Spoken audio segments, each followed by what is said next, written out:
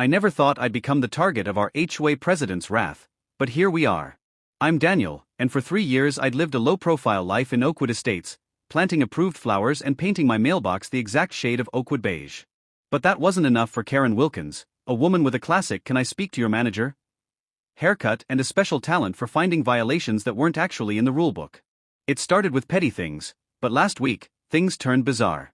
I came home to find something strange. My sleek, modern house numbers, 518, had been replaced with generic brass ones reading 8155. Someone had completely reversed my address. I didn't have to wonder for long. Karen appeared, arms crossed, with that smug smile. "Your modern numbers weren't in compliance with the HOA aesthetic guidelines," she announced. She produced a laminated document, dated just last week, claiming the board had voted on changes. The text about house numbers was clearly in a different font. I challenged her. "You can't just enter my property and change my house numbers without permission. That's trespassing." Karen's face flushed, but her confidence didn't waver. "As HOA president, I have the authority to remedy violations." I took a deep breath. "Did you realize that tampering with address numbers is actually illegal? They're essential for emergency services." She waved me off dismissively. What Karen didn't know was that I'm a municipal code enforcement officer for the neighboring city. I deal with code violations and address regulations daily. I knew exactly what she was doing was illegal. That night, I restored my original numbers and installed a discreet security camera. Sure enough, the next evening, my camera caught Karen approaching my door with a screwdriver and a new set of brass numbers. The next morning, I drafted a polite but firm email to the entire HOA board, detailing Karen's unauthorized entry and the serious safety implications of incorrect house numbers for emergency responders, including links to local ordinances.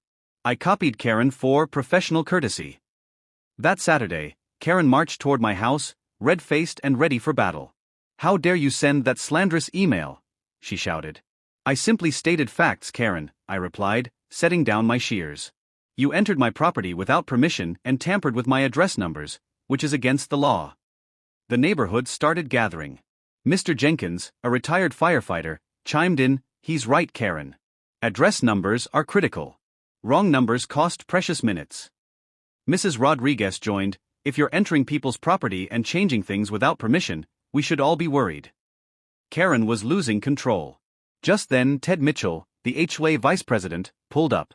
He looked uncomfortable. "Actually, Karen, that's why I'm here. We've called an emergency board meeting. We have concerns about your actions and the legal implications." Karen pointed a finger at me. "He's making a mountain out of a molehill. It's just house numbers." "Actually," I said, pulling out my phone, "I filed a police report this morning. Tampering with address identifiers is a misdemeanor in this county." As if on cue, a police cruiser slowly turned onto our street. Karen's face went from angry red to ghostly white. The officer approached. "Is there a Karen Wilkins here?"